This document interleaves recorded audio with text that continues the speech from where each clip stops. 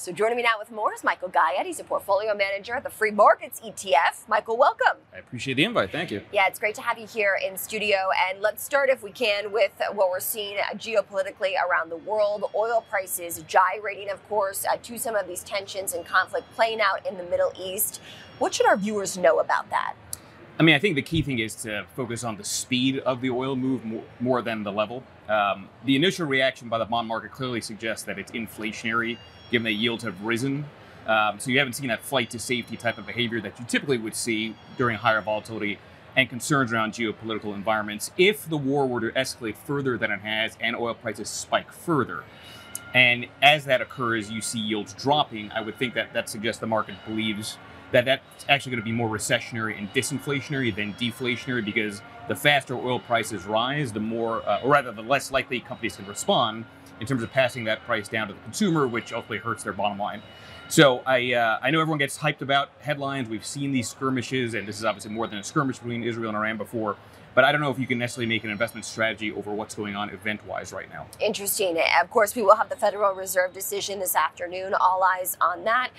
By and large, market participants do not see any sort of rate movement at this particular meeting. But of course, the dot plot that we get every other meeting can reveal the Fed's expected path forward on borrowing costs. How does that play out in equity markets? Yeah, it's the illusion that the Fed knows what's going to come next, I think, is what the dot plots tell you. I wouldn't give much credence to what the dot plots tell you.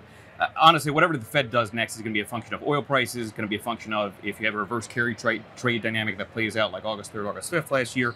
And if deregulation were to pick up further than we've seen, which I suspect is coming, that's going to be a disinflationary force. That combined with initial claims on unemployment looking like it's suggesting we're heading for a slowdown, we're probably going to be entering a lower yield environment anyway, and the Fed then will respond by chasing what the bond market itself is doing, cutting rates. Interesting. So we'll wait to hear what Jerome Powell has to say. I do want to talk about the Free Markets ETF, a relatively recent debut here at the stock exchange. What is this ETF about? Yeah, I appreciate it. So I partnered with two other sub-advisors, Point Bridge Capital, Hannah Lambert, who's got his own ETF, MAGA, as well as Sycon Capital, Todd and Joe on their side. Basically, we built out this whole AI system that's designed to try to identify companies that likely benefit from deregulatory measures by the administration. It was an idea that I had back in November. It's a very interesting portfolio. Deregulation has a lot of interesting implications on the market and individual companies. Out of the gate, FMKT, the Free Markets ETF, has had some very good flows. 400,000 shares traded last Tuesday when we launched. And it's the only ETF of its kind designed specifically to target this theme of deregulation. I think this is a much bigger deal than people realize. If deregulation does persist, I think you're going to see the mother of all rotations out of large caps into mid and small caps. Interesting. I think you're going to see financials lead. I think you're going to see energy lead. Yeah. There's a lot of interesting implications here. What's the timeline on that? Well, the market is a forward-looking mechanism, right? And the interesting thing about this theme is that you have to be active with it, because executive orders seemingly come out on Fridays where Trump says we're going to do this or that to cut some red tape. So I think the timeline is a function of the rolling type of policy dynamics that are being changed, which is exactly why we have AI to synthesize this and react quickly. How does cryptocurrency fit into your strategy? Yeah, so it's interesting. We, while it's obviously an equity fund, primarily we do hold Bitcoin, the IBIT ETF, because deregulation clearly obviously benefits Bitcoin, and we're seeing the stable coin bill go through Congress now. That's going to have implications, by the way, on broader financials that try to play into that space. So that's a big focus point for us, alongside as well the healthcare sector, which we think will probably be the next big beneficiary from deregulation. Interesting. And how does healthcare benefit from deregulation?